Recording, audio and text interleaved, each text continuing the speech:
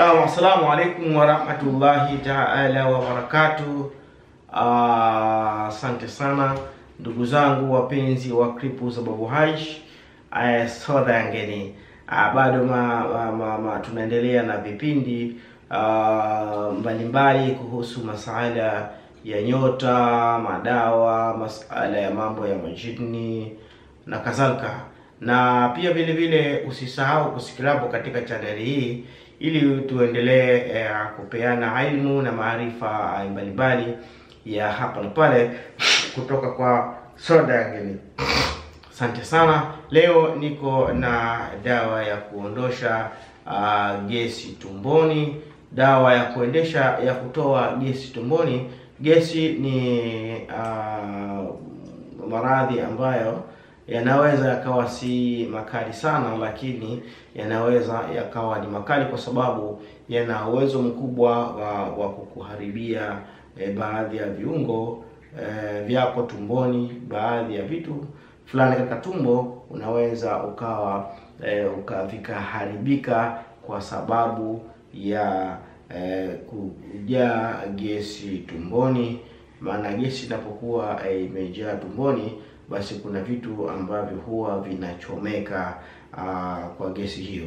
Chukua kivumbasi pamoja na majani ya mchaichai na majani ya limao, kisha chemsha mpaka iive kabisa dawa hiyo, na utatumia kwa kunywa kikombe asubuhi, mchana na jioni. Gesi itaondoka kabisa.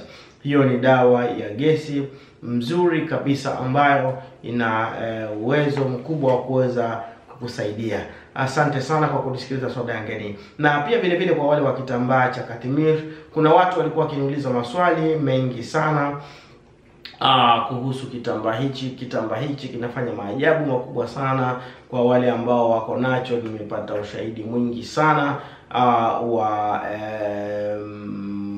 kitambaa hichi cha Katimir. Kina kitabu chake, na pia kitambaa hiki cha Katimir kinafanya kazi ya mvuto, kinafanya kazi ya kinga, kinafanya kazi ya njozi, kinafanya kazi ya kufunga wezi. Mahali popote utakapoweka kitambaa hichi hawezi kukanyaga mwizi.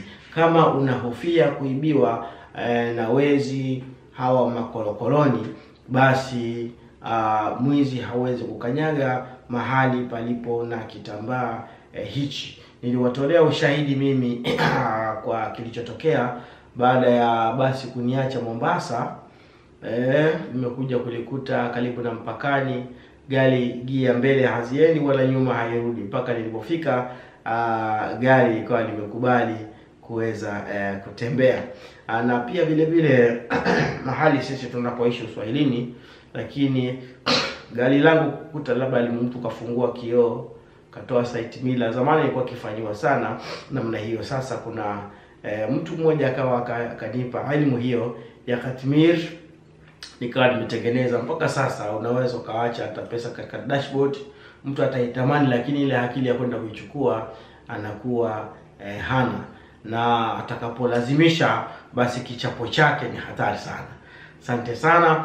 Na pia vile vile kitambaa hiki ni kitambaa ambacho kina uwezo mkubwa kabisa wa kuweza kufungua njozi zako, na kina uwezo pia wa kutibu maradhi yoyote ya kichawi, ya kishirikina, ambapo utakitumia kukitia katika maji kama vile una kifua, alafu kisha utakiacha ndani ya maji kwa muda kadhaa, kisha maji hayo utumia kujilashia hivi kama unajipakaza, na pia vile vile kunywa maji hayo, basi itakusaidia sana. Vitambaa hivi vina dua kubwa sana.